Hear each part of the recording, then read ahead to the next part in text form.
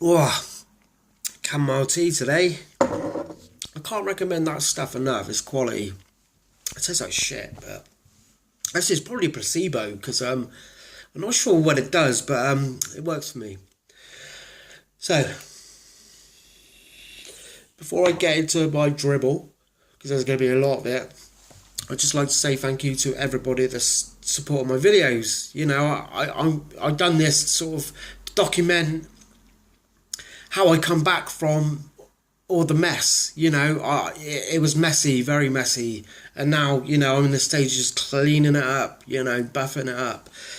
So if you are feeling, if you can relate to what I'm saying, that there is hope. There definitely is. There definitely is. I'm talking through experience. So yeah, I like to sort of finish on what I was talking about before my battery died yesterday. So yeah, I wrote the letter to the GP. And the funny thing was, it was the fourth time I went there, and the first three people I saw were men. So whether women are more, compassionate towards these things, or it was a letter, or that whatever the formula on that day worked for me. So yeah, so she read my letter and she sort of said, I can't treat you because you're sort of falling out of my remit, because she's a general practitioner and she can only diagnose you to a certain distance. And so she said, right, I'm going to put you forward to Sandalwood Court. And I I went, all right, then. And I thought, shit, because we all know what Sandalwood Court is. It's a mental institute, it's for people that are just not very well. And and I just thought, wow, I am feeling a bit different. So at that point, I would try anything. I really would. Because, I was at the end of my tether. So she said to me, I'm going to write to Sandalwood and they're going to get in contact with you in a couple of days. So at that time I booked a couple of days of work, and I was painting my living room because I used to love chucking myself in little mini projects because it takes my brain away from everything. When you're focused, you are focused. I love little mini projects. I start them all the time. I don't very rarely I finish one, but my flat's full of unfinished projects. So yeah, this dude phoned up and he said, is that Craig? And I went, yeah. And he goes, right, okay, I'm calling from Sandalwood Court. We've just read your doctor's report. And we read your letter that you wrote your GP. And, we're a bit concerned at the moment and we feel like we can help you. And I was like, yeah, please, I need help. I really do, Start welling up on the phone, and he was going, just relax, come in next week and we'll see what we can do for you. So I spoke to my boss, showed him the letter, and I said, look, I need a couple of hours off work so I can sort my shit out. So I got there, and I don't know if you've been to Sandalwood Court. It's really weird. It's quite a big place actually, but it's in sort of it's in between the what's that pub, the Crown and the Rat Trap, and it's sort of hidden away in this housing estate. You wouldn't even know it was there unless you knew it was there. So I was in reception, and the anticipation was killing me because I didn't know what to expect. I didn't, this is my first experience of anything to do with mental health. I was in reception. The anticipation was absolutely killing me. I was fidgety, I was sweating. I just didn't know. I thought, God, if I tell this guy what I'm feeling, they're going to lock me up because it is. I thought at the time only I was going through it.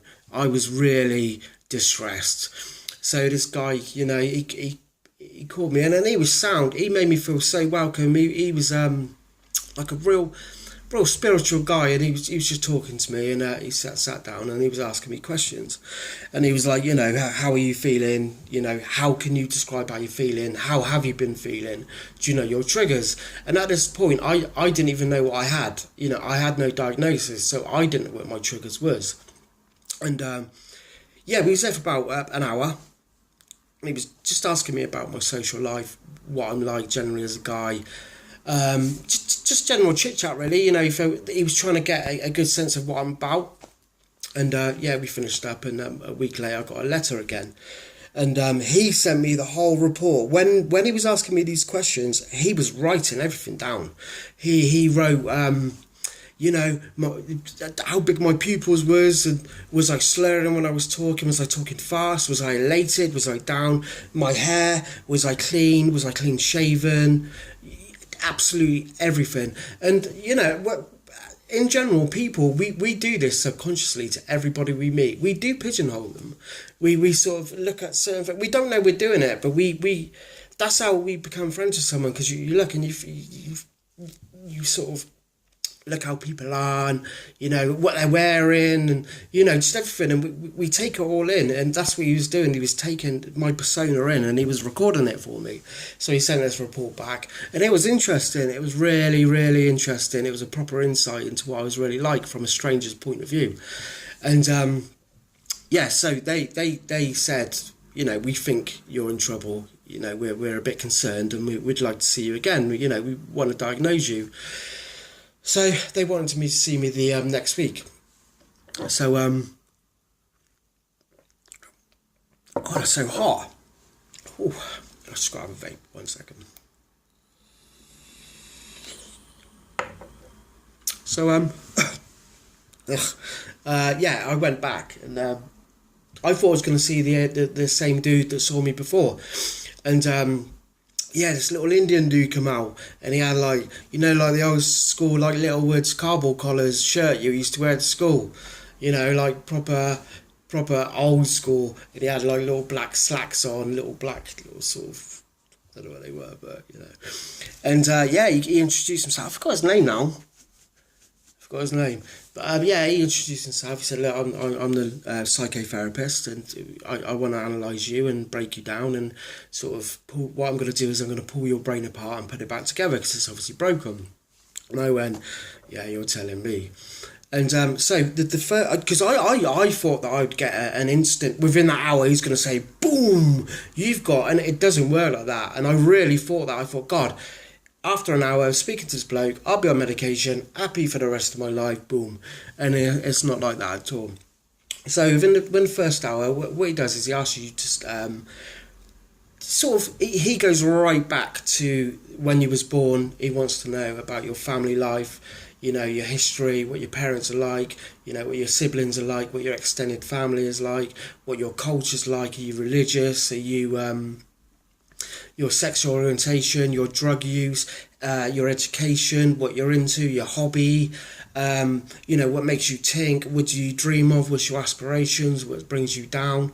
He dissected my brain totally. He pulled it apart, and it was tiring. It went on for ages, and at the end I was so deflated. Oh, it's knackering. So he said, right, okay, I need to continue seeing you. And I saw him about twice a month for about 6 months. And, I told this dude a lot, stuff that I had hidden in my closet. And we've all got it, we've all got shackles round our neck. And, and he was taking these shackles and lobbing them in the bin. I felt carefree. It was brilliant. That's one thing I can't, if... At one point in your life, I think that everybody should go to therapy just to get all that stuff that you've been holding in your side, just to get it off your chest. Just to cut those locks, cut the chains, just get rid of all the dirty secrets, and that we don't want anybody to know, because they're not there to judge. They're that's their job, man. They hear a lot of shit. He goes, right, okay, I've come to the conclusion that you've got a mild form of bipolar. And I sort of knew, because as time went on, I was doing more and more research. And the worst thing is, do not go on YouTube, do not go on the internet, do not diagnose yourself, because you'll end up being a HIV gay vicar. You need to go to the right people to get the right help. I don't recommend, because I only stopped doing it last year. I always used to go on YouTube if I had a problem, and it makes you worse. It really does. It makes you awful, because you think you've got all this stuff, and it's not true. You really need to go and see specialists, because they're the only one that can help. He said to me, you got this thing called cyclothymia, and he explained it to me, and I was like, that does sound like me. And he goes, right, we're going to, there's a lot of drugs available. And I need to talk you about, talk you through them, because each one has a side effect, or or makes you worse or makes you better. Some work really quick in the long run, some work better in the long run. But I wanted something instant just to make me feel better. And he said, look, I'm thinking about giving you lithium. Now, I said to him straight away, no, there is no chance I am going on lithium. There's, I've got a couple of mates that are on that, and it just takes you out of the game totally. It's not even worth living on that. It just changes your persona, and I wanted to be me again. I didn't want to be anyone different. I just wanted my own life back. So eventually I did go on it for a couple of weeks, and it just didn't agree with me. It was awful. I felt travel sick, nauseous, dizzy. I felt absolutely, and I thought I'd rather have my condition than go through this medication, because it was awful. It was totally awful. And I went back and I said, look, it's just not working for me. And he said, look, medication caters for different people. We're all different. So he tried me on this drug called quetiapine, and in America it's called Soracor. Yeah, that's good thing about the NHS actually. Soracor, if you're not insured in America costs $400. People cost the NHS for what's that, £8.50 a prescription. They are wrong. Honestly, they're totally wrong. They've got it wrong. We're very, privileged to have the NHS.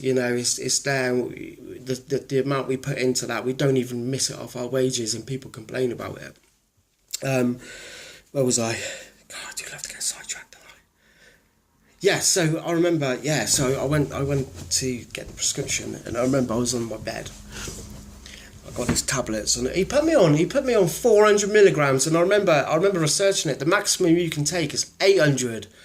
And I thought, why is he putting me on this amount for? Why is he putting me half the, it's quite a big amount, and they were massive. They were huge. And, I remember sitting on my bed and thinking, oh my God. It was like Nemo out of what's that film? Shit. Getting sidetracked again. I thought, this is it. I didn't know what it was going to do to me, so I took it. I thought, fucking hell, this is doing nothing. So I thought it was going to be instant. I was like, oh my God, Craig's back again. I'm back to normal. Tomorrow I'm just going to do normal things, have normal thoughts, be happy. But no, what happened was, I took it on Friday about 7:30, and I woke up on 6 o'clock Sunday. I slept the all the way through, and I felt awful. I felt really bad, and I had to take these once a day. I used to have to take I think 200 in the morning and 200 at night, but I chose to take 400 at night because I knew that I couldn't cope taking 200 before work. And and it took me about 6 months to get used to these bad boys. And I done the thing where I'm presuming a lot of people do it. It's, you think, I feel alright, I'm cured, I don't need my medication, and then you stop. You give yourself a false sense of security and you stop because you think you're better. And that's when it happens, you're alright for a couple of days and boom. And I had to keep going back to my doctors, and he was saying to me, Craig, I've given you the tools to lead a good life. Why have you come back to me? But I was drinking. I was having a sneaky little drink with my mates, because it says on there, don't drink. And, you just think, drink, it can't do much. But, that's the killer. That's the killer, the drink. So I started, I was abusing my medication for years, skipping it, not taking enough. I remember I had a massive breakdown, and I had to phone Sanderwood, and,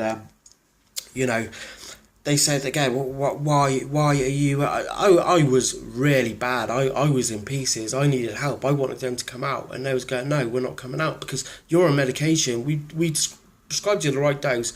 We don't understand, why you're feeling like this. And the doctor said to me, right, I want you to go around your flat and then count up all the tablets you got. I went around the flat, I counted everything, and I had like 3 months worth left. I was just skipping and skipping and skipping it, because I thought I was all right. I really did. I thought I was all right. So it took me about 4 years. I only started taking my medication properly about early last year, and I thought I was all right, but I wasn't. I really wasn't, because I was doing something else. I was drinking. I mean, drinking. I'm gonna leave that till tomorrow.